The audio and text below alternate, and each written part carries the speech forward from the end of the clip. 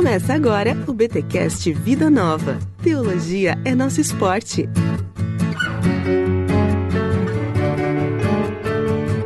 Muito bem. Começa mais um BTcast Vida Nova, o de número 34. Eu sou Rodrigo Bibo e o meu sermão não dá nem meia página. Eu sou o Paulo On e porque nós devemos pregar a palavra a todo tempo e de todas as formas. E eu sou Adrien Balcius e eu quero falar do sermão de 4 páginas. Olha aí, gente, estamos aqui em mais um episódio de Edições Vida Nova e tem aí um livraço que Edições Vida Nova está lançando. Sim, meus amigos, mesmo com todos os percalços, pandemias e por aí vai, a Vida Nova não para de lançar conteúdo de qualidade e hoje nós vamos conversar aí sobre este livro, As 4 Páginas do Sermão. E a gente trouxe aqui para conversar com a gente, Paulo, segundo informações que eu tive, não só o seu professor aí do seminário, matando a saudade, hein? Coisa boa. Não só o seu professor, mas fui informado que o senhor Adrien foi o cara responsável aí a disseminar esse conteúdo pelo Brasil. Não sei, procede a minha fonte, Adrien? Procede. Eu tive contato com esse conteúdo em 2004, 2005 e conheci o autor, e quando eu voltei para o Brasil para lecionar pregação no seminário, eu comecei a introduzir essa metodologia nas escolas que eu lecionei. Olha aí, poxa, então para nós é uma honra ter aqui. Você é professor em qual seminário, onde você deu aula? Só fala pra gente um pouquinho aí quem é você, onde você atuou. Então, eu dei aula por muitos anos no Seminário Presbiteriano do Sul, em Campinas, e no Seminário Teológico Servo de Cristo, em São Paulo. Agora eu moro aqui em Toronto, onde eu faço um doutorado. Inclusive, sou aluno do professor que é o autor do livro das 4 páginas. Caraca, que massa, velho. Poxa, que legal. Ele é legal, meu orientador.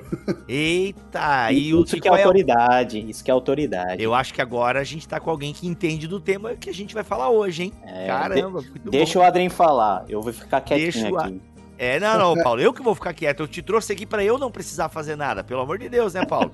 Você que me ajuda aí. Mas, Adrien, obrigado pelo seu tempo dedicado a este podcast aqui e a nos ensinar um pouco aí sobre esse método, a gente pode chamar de método, né? As 4 páginas do sermão. E aí, por onde nós começamos? Será que a gente fala um pouquinho do autor, já que você tá tão próximo dele aí? Pode ser, vamos começar a falar do Paul Scott Wilson, que é professor emérito agora de homilética no Emmanuel College, que faz parte da Escola de Toronto, Escola de Teologia de Toronto, dentro da Universidade de Toronto. Ele lecionou nessa escola de 81 a 2019, ele acabou de aposentar, e ele é conhecido pelo foco dele na poesia, da fé, na centralidade do evangelho, na pregação. Ele é pastor da United Church do Canadá, ele também é autor de vários livros, inclusive as 4 páginas do sermão, que nós estamos falando sobre ele agora, e muitos outros livros interessantíssimos sobre pregação. Ele ganhou vários prêmios como melhor autor e professor, e é uma pessoa muito ativa e que agora que ele aposentou, ele está dedicando tempo para continuar escrevendo e dar palestras e continuar ensinando de maneira assim, em vários lugares diferentes. Então quer dizer que ele é um cara que não só escreve sobre homilética, mas é um pastor de uma igreja local. Isso para mim faz toda a diferença. Exatamente. E ele tem um coração pastoral. Apesar de ser um acadêmico assim fantástico, ele continua com aquele coração pastoral. Isso é muito bacana. Tá, então vamos lá, gente. Eu quero entender, porque nós já fizemos aqui em bibotalk.com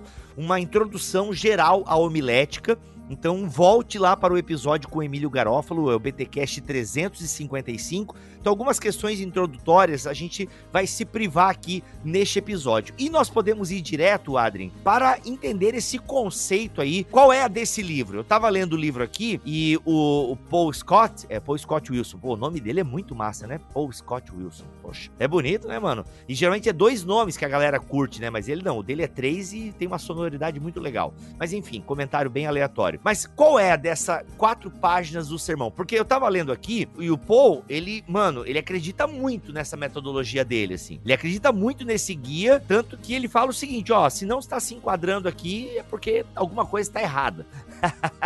Então, ele confia mesmo nesse método que ele vai desenvolver. E aí, o que é esse método? O que é esse guia? E por que as 4 páginas do sermão? Muito bem, o livro As 4 Páginas do Sermão, ele é na verdade uma gramática homilética que faz uso dos princípios narrativos da nova homilética. O nome do livro, na verdade, é uma metáfora, né, que identifica 4 funções teológicas dentro do sermão. Não se trata literalmente de 4 páginas, mas de 4 movimentos distintos dentro da pregação. Cada página, na verdade, é um quarto do conteúdo e cada página tem uma função teológica, ela oferece um foco específico dentro do sermão. Por exemplo, a página 1, ela apresenta um foco teológico no mundo bíblico, mas através das lentes do problema. A página 2 apresenta um foco no mundo atual, também através das lentes do problema, e com certeza, sim, é o mesmo problema que foi identificado na página 1. A página 3 coloca um foco na graça de Deus,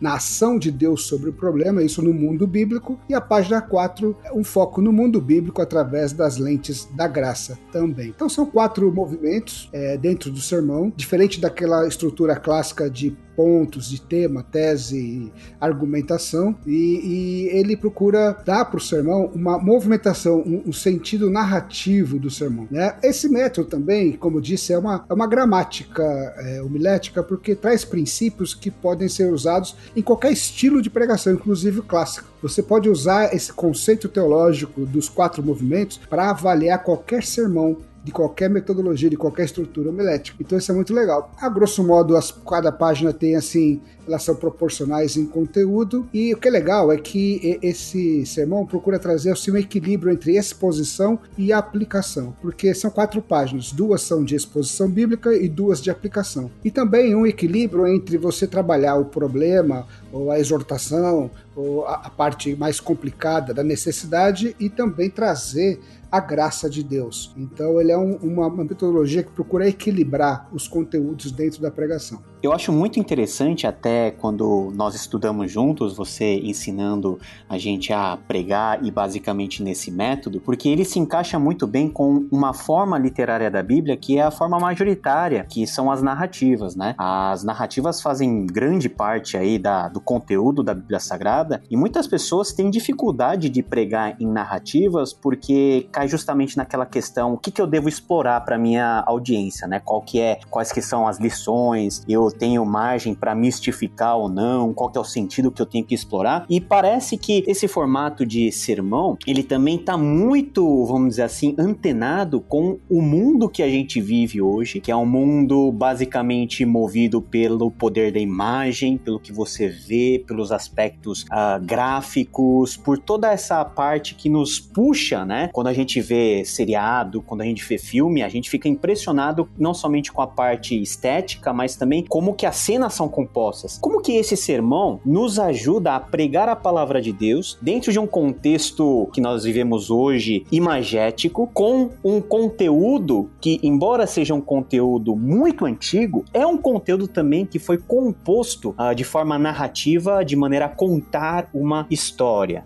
Então, é interessante, né? A gente percebe que, se você olhar para a Bíblia, em termos de gênero literário, você vai encontrar 80% dos textos bíblicos ou são narrativos ou estão dentro de um contexto narrativo. Agora, a pregação clássica, que foi desenvolvida na modernidade, que é aquela que é mais argumentativa, ela teve, lógico, o seu papel importante no momento cultural que foi desenhada, mas é interessante como ela assim, meio que destrói a narrativa. Você pega um texto narrativo, você vai procurar pontos, lições, e você perde o poder da história. E você já percebeu que hoje em dia, quando você está ouvindo um sermão, está cansativo, aquele sermão cheio, bem abstrato, cheio de ponto, argumentação, mas se o pregador coloca uma ilustração, uma história, as pessoas voltam a ter atenção. Por quê? Porque a história faz parte da vida da gente. A gente aprende quando a gente enxerga. E a história ajuda a gente a enxergar o que está acontecendo. Então, por exemplo, você disse muito bem, não tem dúvidas que a gente vive hoje na era da imagem. A gente é profundamente direcionado por aquilo que a gente vê, né? Então, os métodos homiléticos que deram origem aos sermões clássicos, eles foram desenvolvidos numa época que nem televisão existia, eu estava começando a televisão. Então, hoje, o pregador pregador tem que estar atento que quando ele prega para uma audiência que é fortemente orientada pela imagem. Então, o pregador contemporâneo, ele não pode considerar que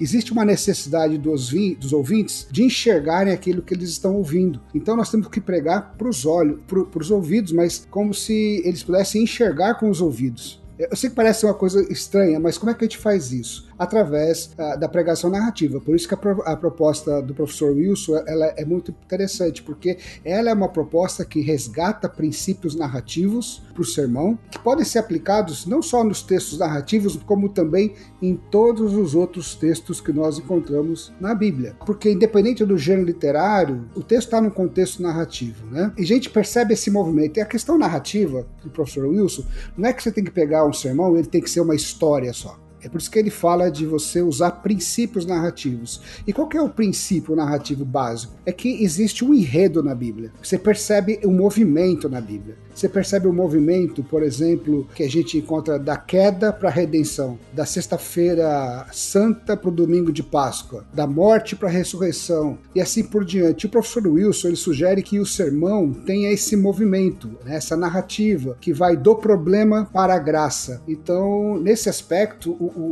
o sermão de 4 páginas ele vem suprir uma lacuna que faltava para os pregadores contemporâneos, que é conseguir pregar sermões que possam ser vistos com os ouvidos. Isso não significa simplesmente projetar imagens num PowerPoint.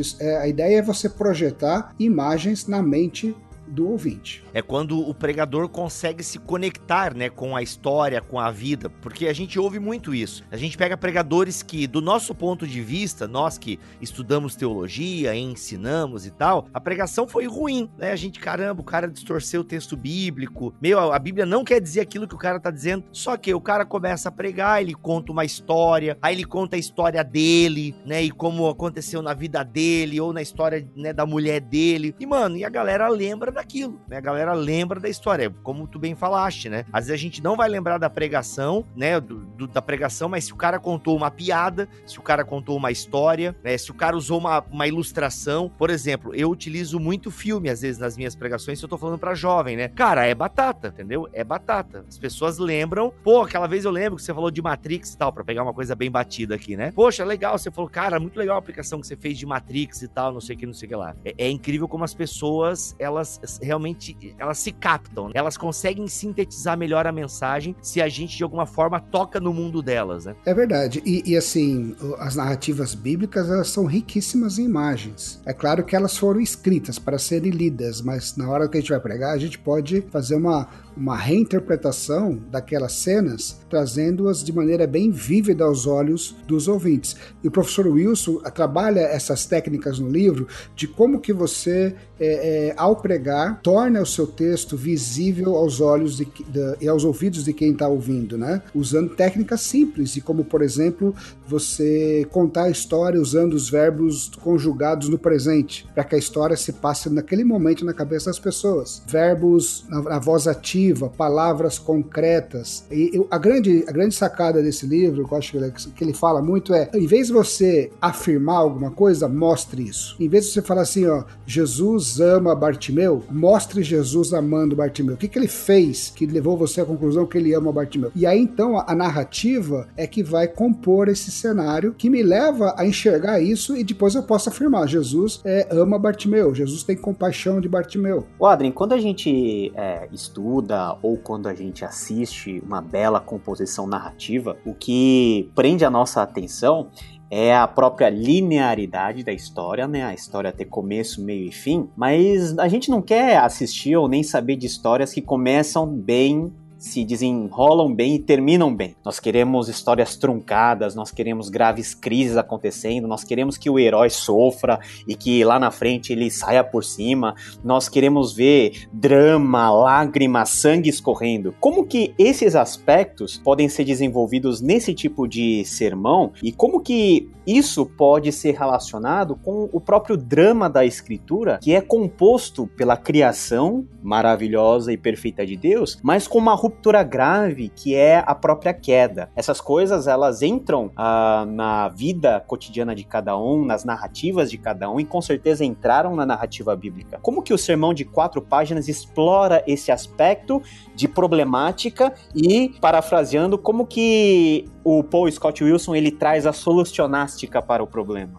Problemática e solucionástica. Muito bom. Então, é interessante. Você tocou num ponto importante, porque a narrativa, qualquer que seja, ela tem uma espécie de um enredo comum de fatos. Você pode pegar um filme, pode pegar uma história do Lobo Mau e da Chapeuzinho Vermelho, você pode pegar a história de Bartimeu. Começa sempre com um cenário, a ação começa, existem algumas questões, alguns incidentes ocasionais, e esse incidente gera uma crise que vai crescendo até chegar num clímax da crise, e de repente a ação, a crise, ela começa a se reverter e se solucionar, e aí tem as consequências. Às vezes as consequências geram novas crises e começa de novo esse plot, esse enredo. E quando a gente olha para a Bíblia, você pode pegar a história da salvação, esse é o mesmo enredo. A criação, o cenário, o jardim do Éden, mas daí a crise, a queda, e aí a questão mais intensa do pecado que separa o ser humano de Deus, a morte, todo o desenrolar da história da salvação, até o clímax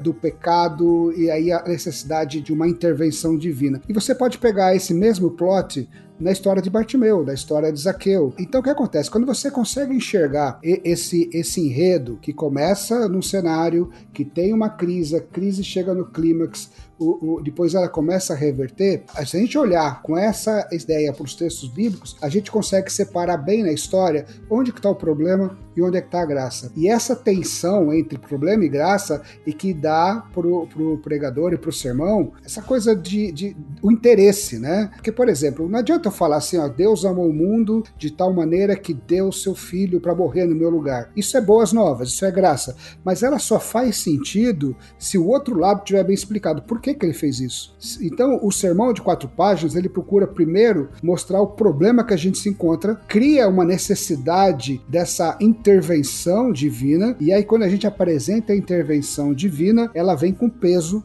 porque ela vem solucionar ou resolver ou agir sobre o problema. E isso está muito claro em qualquer narrativa bíblica. Eu digo assim que qualquer narrativa bíblica que você estudar, você vai encontrar um foco. O Brian Chappell fala isso no livro Pregação Cristocêntrica, que todo texto bíblico lança luz num foco, um aspecto da condição humana caída. Ou seja, todo texto aponta direto ou indiretamente para um problema ou um conflito humano. E o Paul Wilson, nesse livro das 4 páginas, ele esclarece que esse problema que é revelado nas Escrituras diz respeito à falha humana em viver de acordo com a vontade de Deus, as consequências dessa atitude, os danos causados pelo pecado, tanto para o relacionamento do ser humano com Deus, como do relacionamento do ser humano com a própria criação. E a proposta do Paul Wilson é que o pregador, na página 1, ele faça um movimento de exposição bíblica, de apresentação da narrativa ou do texto bíblico, com o objetivo de deixar claro, demonstrar esse problema na passagem selecionada. Aí, em seguida, ele move-se para a página 2 num movimento de aplicação desse problema na nossa vida, para que a gente perceba que a gente vivencia o mesmo tipo de problema. E esse problema demanda uma intervenção divina. E aí que então entra a graça, que é apresentada na página 3 e na página 4. A exposição na página 3 e a aplicação na página 4. Adrien, você acabou de dar aí meio que um resumo das 4 páginas, mas a gente tem falado tanto aqui em fazer, né, o nosso ouvinte visualizar e tal, que eu gostaria que o nosso ouvinte do podcast tivesse um pouco essa experiência e que ele visualizasse as 4 páginas do sermão, porque eu imagino que é um assunto novo para muitas pessoas e elas ainda não entenderam o que é isso aí, o que vocês estão falando de 4 páginas, gente, eu não tô entendendo, tá? Então, vamos tentar agora, estamos na metade do nosso programa, vamos agora fazer, quem sabe, um exercício prático, aplicando a metodologia do Paul, aplicando aí essa ideia das 4 páginas de um sermão. Como é que a gente aplica? A gente, sei lá, poderia escolher um texto aqui agora, algum que você esteja familiarizado, obviamente, e a gente poder aplicar esse conceito, pelo menos só em forma de tópicos, para a gente poder visualizar bem essa metodologia. E antes de te colocar nessa fogueira, eu queria que tu respondesse, para ficar um pouquinho mais claro ainda para a nossa audiência, que lá no começo do episódio, tu citaste o conceito da nova homilética. E eu queria que tu explicasse isso um pouquinho, porque essa parte introdutória a gente não fez lá no outro programa, falando sobre as homiléticas e tal, e as escolas da homilética. Então, acho que caberia aqui, até para a gente fazer uma diferença, né, para diferenciar bem a metodologia, né, das 4 páginas do sermão, o que é essa nova homilética, e aí sim a gente aplicar a metodologia. A nova homilética, né, na verdade, foi um movimento de reação à homilética moderna. O que é a homilética moderna? É aquela que foi trabalhada e construída na base do racionalismo, e que gerou aquelas estruturas homiléticas focadas na tese e argumentação em favor da tese. Foi daí que surgiu os sermões de 3 pontos, 4 pontos, no qual cada ponto parece, na verdade, um capítulo de um livro defendendo a tese principal, que é o tema do sermão. A nova homilética, ela surge com o surgimento também da pós-modernidade, onde o ser humano, ele começa, além da razão, ele começa a valorizar também a experiência, a intuição. Então, a nova homilética vem como uma reação a esse formato mais engessado, no qual você encaixa o texto bíblico num organograma de tese e argumentos, e sugere que justamente a Bíblia tem um enredo, que a Bíblia é uma narrativa. Então, daí surgem metodologias e métodos homiléticos, estruturas homiléticas narrativas, de movimentos. Mas, basicamente, a grande diferença da nova homilética para a homilética clássica é justamente o movimento. A homilética clássica, ela é marcada pelo movimento dedutivo. Ou seja, eu primeiro apresento a tese, que é o meu tema, e aí vou defender essa tese através dos argumentos. E a nova homilética, ela vem com uma proposta ao contrário, levar o ouvinte, através de uma jornada pelo texto, pela exposição, pela narrativa, a ele vivenciar a mensagem e ele chegar à conclusão no final. Então é basicamente uma mudança de movimento no sermão. Nesse aspecto, as 4 páginas se encaixam nessa metodologia da nova homilética, que valoriza muito a narrativa. As 4 páginas, ela não é uma expressão 100% da nova homilética, porque ela também chega a ser uma crítica a algumas questões da nova homilética, mas eu não tenho tempo de entrar aqui em todos esses aspectos. Mas, basicamente, as 4 páginas, ela se enquadra na nova homilética porque ela tem esse movimento narrativo e ela desconsidera a questão dos pontos, dos argumentos, e o sermão, quando alguém está ouvindo, alguém que não tem uma consciência teológica sobre a homilética, que não fica analisando pontos, o que ele vai ouvir é uma história envolvente na qual ele vivencia o que está sendo ensinado, e essa vivência leva-o às conclusões que o pregador quer que ele alcance, que é a graça de Deus sobre a vida dele. Então, basicamente, é isso, essa diferença da nova homilética para a homilética clássica. Vamos para um exemplo, então, assim, de abordagem no método das 4 páginas. Vamos pensar, então, em uma narrativa, claro. A gente pode pensar num salmo também, mas eu vou pegar uma narrativa muito conhecida, que é a história de Marcos, capítulo 10, que conta a história de Bartimeu. E todos que estão nos ouvindo agora, eles vão, com certeza, trazer à memória todo o enredo. E o que acontece? Quando eu tenho esse pressuposto das 4 páginas, eu abordo esse texto procurando identificar o problema no mundo bíblico, o problema no mundo contemporâneo, a graça no mundo bíblico e a graça no mundo contemporâneo, eu já olho para o texto em busca dessas verdades bíblicas ou dessas informações. E quando a gente olha a história de Bartimeu, todo o enredo, Jesus saindo de Jericó juntamente com seus discípulos, caminho de Jerusalém, no dia que ele vai chegar lá em Jerusalém, vai ser aclamado rei, e nessa caminhada, a multidão em torno dele, existe um cego sentado à beira do caminho. Só aí já traz um foco pra gente num problema, que é a condição do cego, por conta de toda a cultura da época, ser um mendigo, miserável, marginalizado, à beira do caminho. É um problema que eu posso explorar quando eu estiver explicando a página 1. Mas o texto, ele vai se desenrolando, e tem um outro problema que eu acho que ele surge com mais intensidade, que é a hora que o cego começa a gritar por socorro, Jesus, tem misericórdia de mim, os próprios seguidores de Jesus, aqueles que conheciam Jesus, aqueles que acompanhavam Jesus, começam a repreender o cego numa demonstração de profunda falta de compaixão e misericórdia. E essa demonstração revela a natureza humana, que é capaz de ter o coração endurecido para a necessidade do próximo. O que eu estou fazendo aqui, Bibo? Eu estou trabalhando o texto bíblico e procurando dar um foco no problema. Eu poderia identificar como problema aí a falta de misericórdia dos seguidores de Jesus para com Bartimeu. Esse é um problema. E esse é um problema que se eu me mover para a página 2, eu facilmente aplico no contexto da igreja e eu posso facilmente trazer exemplos de como muitos cristãos hoje vivem um cristianismo da boca para fora que não redunda e que não desemboca no amor ao próximo e na misericórdia para quem está sofrendo. O que é isso? Isso já é a aplicação, já é a página 2. Eu posso trazer algum exemplo, alguma ilustração para mostrar isso, né?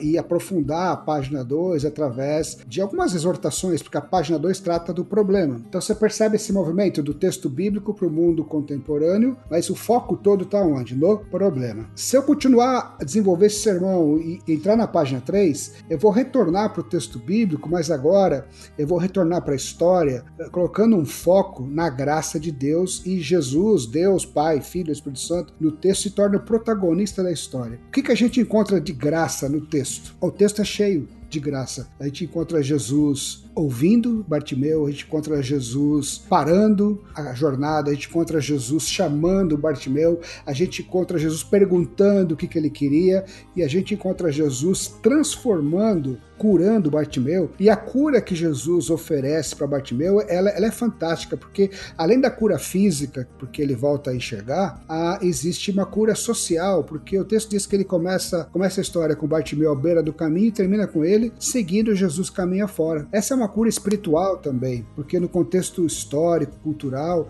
ele era considerado impuro e agora ele pode se apresentar para o sacerdote e ser declarado puro novamente, né? Curado novamente. Então é uma cura, é uma transformação completa e isso é graça no texto bíblico. Eu posso então afirmar na página 3 que Jesus, cheio de compaixão ou de misericórdia, ele transforma a vida de Bartimeu. Essa é a grande mensagem do texto. E agora, o que eu faço? Página 4, eu trago essa verdade bíblica para o nosso contexto atual, né? Aplicando para os meus ouvintes. Olha, da mesma maneira que Jesus, cheio de misericórdia, ele transforma a vida de Bartimeu, ele continua transformando a vida das pessoas que clamam pelo seu nome, que gritam misericórdia. E eu posso trazer aqui alguma ilustração, uma experiência. E aí então você vê o movimento das 4 páginas. Então, de maneira simples, 4 frases para mostrar cada página. Página 1, os seguidores de Jesus não têm compaixão de Bartimeu. Página 2, nós não temos compaixão do necessitado, ou muitos não têm. Página 3, Jesus cheio de compaixão transforma Bartimeu. Página 4, Jesus cheio de compaixão continua transformando a vida daquele que clama. Aí você tem esse movimento das 4 páginas. É lógico que a metodologia, ela também trabalha a maneira como você vai contar a história, que você vai construir. Eu estou se dando só um outline do movimento. A hora que eu vou construir a página 1, a página 3, que é o texto narrativo, eu vou procurar construir uma história para ser vista com os ouvidos. Então eu vou escolher as palavras certas, eu vou colocar um foco no movimento, no verbo, na ação, eu vou apresentar os personagens de maneira vívida, interagindo de maneira que o ouvinte se identifique com a história, se identifique com os personagens e identifique o seu próprio drama com o drama da história bíblica. Ou seja, e tudo isso aí o livro vai dando essas dicas, né? Sim. O livro é bem completo em nos orientar nessas questões. Com certeza. Olha só, pessoal, eu vou ler aqui um parágrafo que vai sintetizar tudo isso aí que o nosso amigo Adrien falou. Olha só. As 4 páginas do sermão são 4 elementos básicos ou 4 partes de um sermão que podem ter vários arranjos, mas para benefício da exposição, nós as enumeramos da seguinte forma. A página 1 fala do problema presente no texto bíblico. A página 2 fala do problema presente em nosso mundo. A página 3 fala da graça presente no texto bíblico e a página 4 fala da graça presente em nosso mundo. Essas 4 páginas são um conjunto de regras elementares para analisar a excelência do sermão. E aí ele começa a desenvolver. Cara, muito legal mesmo, dá pra gente visualizar. E assim, ouvindo, né, aqui a gente chama de en passant, Adrien. Você usou aí o outline, né? Aqui a gente usa o en passant, que a gente tem um pastor francês aqui na equipe.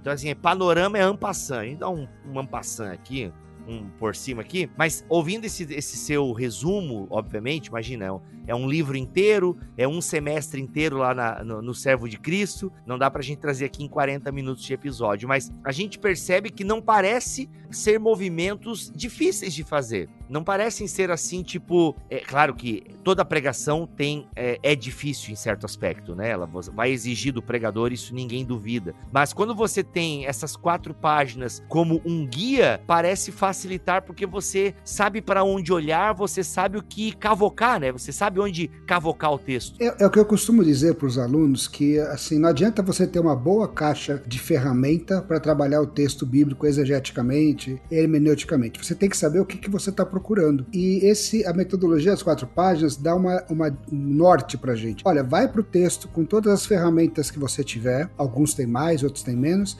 mas vai procurando o quê? O problema, a graça, e aí um terceiro elemento seria a missão ou a resposta, o que a constatação desse problema e da ação de Deus quer gerar no ouvinte. O que Deus quer de mim, né? Então eu costumo dizer isso, que você pode ter poucas ferramentas, mas se você for com as perguntas certas para o texto, você vai ganhar muito tempo no preparo do seu sermão. Isso é fundamental. Ô Bibo, eu posso falar assim por experiência própria, eu não sou um exímio pregador tal, essas coisas, mas eu sou um entusiasta desse método, até porque eu gosto de textos narrativos e eu gosto de pregar sobre textos narrativos. E uma das coisas que geralmente a gente escuta depois de uma pregação feita aos moldes aí das 4 páginas é alguma coisa nesse sentido. Olha, eu consegui visualizar a história. Olha, eu consegui entender a narrativa, né? Eu consegui ver de uma perspectiva diferente o mesmo texto que talvez foi pregado de uma forma diferente. Isso não quer dizer que o método das 4 páginas seja superior aos demais métodos, não, mas traz uma variedade na forma de você expor o texto, traz uma abordagem diferente, uma forma diferente que é muito válida e é muito adequada ao tempo e às circunstâncias que nós estamos vivendo. Então, eu acho que o leitor, os ouvintes que estão nos acompanhando vão ganhar e muito em explorar essa metodologia. O livro é muito completo, o livro é bem didático e é simples, né? Qualquer um pode já começar a praticar a partir das primeiras leituras e, aliás, esse é o exercício que o próprio livro promove, te incentiva a fazer, a você pregar de uma forma, vamos dizer assim, um pouquinho mais equilibrada, né?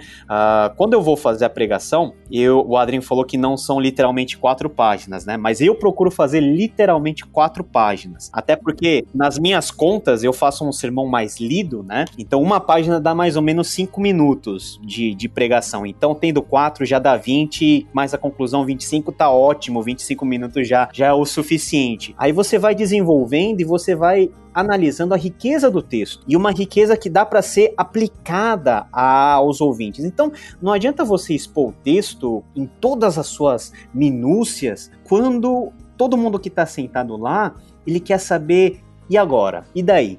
Né? Eu estou sentado aqui, eu tenho uma semana difícil para viver, como que eu vou viver essa semana? O que o texto vai me dar de ferramentas? Né? Não é uma abordagem utilitarista ao texto bíblico, mas é uma abordagem que, ao meu ver, leva ao leitor, leva ao ouvinte o cerne, o suprassumo da vontade de Deus que se revela no meio dessa tensão, no meio da tensão do problema e da graça que é revelada no texto bíblico e que ele é aplicado às nossas vidas e à nossa circunstância. Sabe uma coisa interessante desse método também? O pregador ele não precisa mudar a estrutura homilética que ele está usando, mas ele pode usar os princípios desse método para avaliar o seu sermão, para avaliar se o sermão é teocêntrico, se o sermão está equilibrado em conteúdo de aplicação e exposição, se está equilibrado no conteúdo de problema e graça. Por exemplo, pega um sermão estruturado no método clássico, tema, introdução, explicação, tema, argumentos, conclusão. Aí você leia o seu manuscrito com a seguinte pergunta: que parte desse meu sermão toca no problema? que parte toca na graça, que parte desse meu sermão é uma exposição e que parte é uma aplicação. E aí você vai ter uma noção, olha, eu tenho 25% de aplicação, 75% de exposição, eu tenho 80% de problema, 20% de graça, e aí ele pode reescalonar o conteúdo dele de maneira que fique mais equilibrado. É verdade, é verdade. Eu prego no contexto presbiteriano, que está muito acostumado com a pregação de 3 pontos, né, Adrien? Você sabe muito bem disso. E eu procuro colocar, meio que enrustido, dentro dessa estrutura já clássica, todos esses pontos. Então, por isso que eu disse que o sermão, com essa abordagem de 4 páginas, ele tende a ficar um pouquinho mais equilibrado. Você usa uma estrutura clássica, já sacramentada, todo mundo já está acostumado a ouvir, mas trazendo nuances diferentes que tem, eu acho que só a somar. Eu acho que não é o propósito desse podcast defender um em detrimento do outro, mas eu acho que tudo vem a enriquecer esse nobre ofício que é a pregação da palavra de Deus e a exposição do texto sagrado. Então eu queria dar aqui algumas dicas simples que são tratadas no texto nesse livro, de como você construir um texto mais narrativo, mais visual, né? Então, 6 dicas simples aqui. Primeiro, use sempre frases curtas. Segundo, use verbos na voz ativa, conjugados no presente. Terceiro, escolha palavras concretas e evite as palavras abstratas. Palavras concretas, aquelas que evocam imagem na mente do ouvinte. Coloque palavras curtas na boca dos personagens para dar vida aos personagens. Evite longas descrições, porque não é um livro, é um sermão. E foque na ação. E 6... Ou seja, seja menos Tolkien, mais Dan Brown. É isso aí.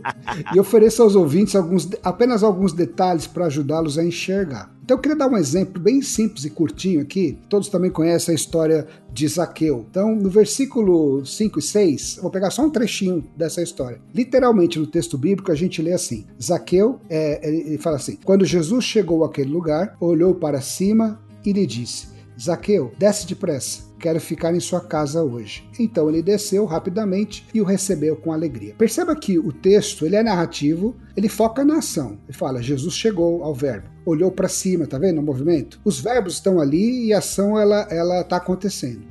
Dá para a gente enxergar alguma coisa, mas ele é um texto que foi escrito para ser lido. Na pregação, a gente pode usar essa mesma história e recontar essa passagem, esse episódio, de uma maneira muito mais visual. Eu vou dar um exemplo.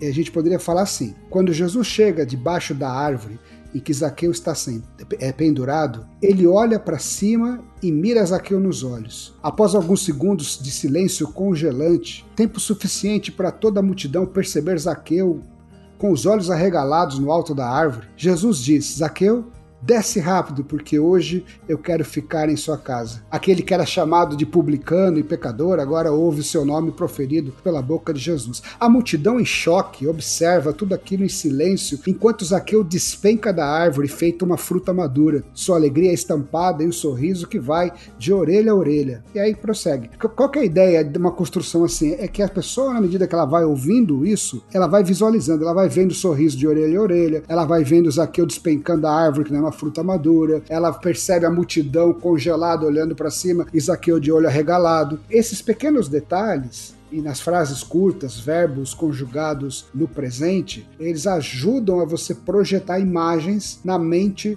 dos seus ouvintes. Caramba, muito bom mesmo. Olha aí. Ó, eu tô me sentindo muito desafiado esse mês aí, hein? Esse mês, olha, ainda bem que eu não vou pregar recentemente agora. Ainda bem que eu não vou pregar recentemente agora, porque eu tenho muita coisa pra pensar depois desses 2 podcasts aí, principalmente depois deste podcast com essa metodologia. E a gente deu aqui, gente, olha só, um en passant, a gente só introduziu para vocês e quis aguçar para que vocês conheçam essa obra, As 4 Páginas do Sermão, um guia para a pregação bíblica, lançamento aí de Edições Vida Nova. E olha só, essa é uma edição ampliada e revisada, ok? E é o livro aí de Paul Scott Wilson, As 4 Páginas do Sermão, lançamento de Edições Vida Nova. O link está aqui na descrição deste podcast. Olha, não sei vocês, mas eu já tô com o meu aqui, né? Eu já tô com o PDF que a Vida Nova me mandou e já tenho um dever de casa aí de sugar. E olha só, não é um livro grande, tá? Então, às vezes você que é na correria do ministério aí e tal, pô, mano, não dá pra ler esses catatal e tal. Mano, 330 páginas, tá? 334 páginas de conteúdo acessível para você, pastor de comunidade, ler, vai lendo, vai ruminando, vai aplicando. É possível, ok? É possível. É um livro possível de ser lido aí em um mês. Vou dar um mês aí para você, tá? Que eu sei que vida de pastor não é fácil, muita gente doente, muita gente em crise financeira, tem que preparar sermão, tem que preparar live. Eu tô ligado, eu sei que não tá fácil, mas você precisa aperfeiçoar essa grande ferramenta que é o quê? É a pregação, é a sua principal função na comunidade, poderia dizer assim. Então, vai lá, as 4 páginas do sermão de Paul Scott Wilson, lançamento de Edições Vida Nova. Adrien, muito obrigado pela tua presença aqui, cara, de verdade. Eu que agradeço, é uma alegria muito grande poder participar e eu estou muito feliz com o lançamento desse livro, que foi um sonho que eu sempre tive de tê-lo aí em português para os alunos, e muito obrigado pelo convite. É nóis. Você está com o PDF do livro na mão aí? Tô com o PDF na mão, PDF autorizado pela editora, tá, gente? Só pra vocês saberem aí. Quem que foi que traduziu esse livro aí? Rapaz, então, deixa eu ler o nome do tradutor aqui, olha, o tradutor do livro, mano, é um cara que, vou te falar, não entende nada do assunto, tá? Tradução, Adrien, o teu sobrenome eu não arrisco, mano. Balsels. Eu tô brincando, sabe por quê? Porque foi um privilégio poder traduzir esse livro, e é lógico que aí também teve um outro tradutor que fez a parte da revisão. Isso, os acréscimos, que foi os acréscimos. E várias vezes, nas dúvidas que eu tinha, eu corria no próprio Paul Wilson, na sala dele, e falava, o que você quer dizer com isso aqui? Então, tem esse Caraca, não, pera. Ô, Adrien, isso aí, mano, tá ligado que isso aí é um privilégio que tem... Tradutores que estão nos ouvindo agora tiveram inveja sua, assim. Porque, mano, a galera não entende às vezes, mas, galera, o processo de tradução não é fácil, tá, galera? Não é fácil, porque às vezes você patina mesmo em algumas coisas, né? E a gente tá falando de inglês, né, gente? Inglês, que é uma língua super viva aí, dinâmica. Cara, então quer dizer que tu ia lá, ô, professor. Ah, mano, então assim... Exatamente, eu perturbei bastante. A gente tem uma tradução aqui, então, tipo, uma tradução autenticada pelo autor do livro, praticamente. Olha aí. Esse foi um momento ostentação agora. Esse foi. Precisava disso. Mas é uma ostentação que, cara, vou dizer, dá um brilho pra nossa tradução aqui. Porque, a gente tem uma tradução que o cara pôde consultar o autor, mano, isso aí dá uma qualidade. Muito bom, parabéns, mano. Obrigado. Parabéns. Um abraço pra vocês. Aí. Um abraço foi muito bom. Pro Paulo Wong também. Bom falar com ele novamente. É nóis. Paulo, obrigado pela tua presença aqui, meu irmão. Tamo junto. Tamo junto. É nóis. E voltamos na próxima semana, se Deus quiser e assim permitir. Fiquem todos na paz do Senhor Jesus.